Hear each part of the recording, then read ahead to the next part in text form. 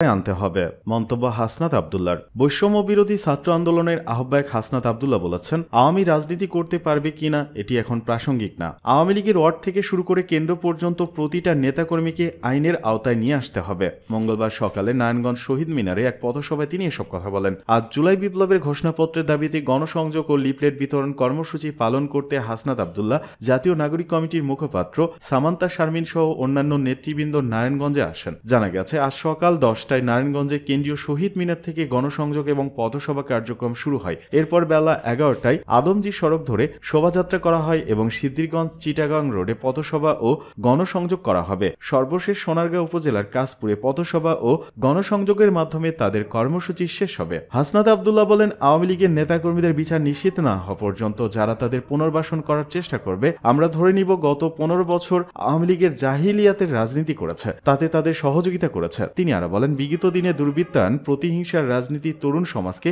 আশাহত করেছে, তরুণ সমাজের মধ্যে ক্ষোভের সৃষ্টি করেছে, ওই কারণে তরুণ সমাজ রাস্তায় নেমেছে। হাসনাত আব্দুল্লাহ আরো বলেন, তরুণদের বাদ দিয়ে কোনো এজেন্ডা বাস্তবায়ন করার চেষ্টা করা হয় তা মেনে নেব না। ফ্যাসিবাদের পক্ষে যারা কথা বলবে, যে মিডিয়া কাজ করবে, তাদের বিরুদ্ধে তরুণরা থাকবে। কুমিল্লায় সীমান্তে কাঁটাতারের বেড়া দিচ্ছে বিএসএফ।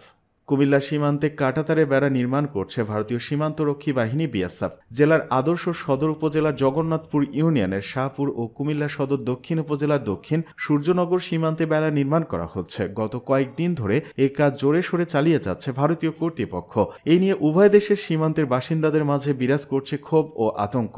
বিজিবির দাবি, পূর্বের চুক্তি অনুসারে বিএসএফ কুমিল্লা সীমান্তে কাঁটাতারের বেড়া নির্মাণ করছেন, নকশা বহির্ভূত কাজ করছেন কিনা সেই বিষয়ে সার্বক্ষণিক নজর ও টহল জোরদার রয়েছে। সরজমিনে কুমিল্লা সীমান্তে দুটি অংশে গিয়ে দেখা গেছে সীমান্তে 10 বিজিবি সদস্যদের টহল বৃদ্ধি করা হয়েছে। সীমান্তে প্রবেশের সব রাস্তায় তল্লাশি করা হচ্ছে। অপরদিকে ভারতীয় অংশেও ভারতীয় সীমান্তরক্ষী বাহিনী বিএসএফ টহল বৃদ্ধি করা হয়েছে।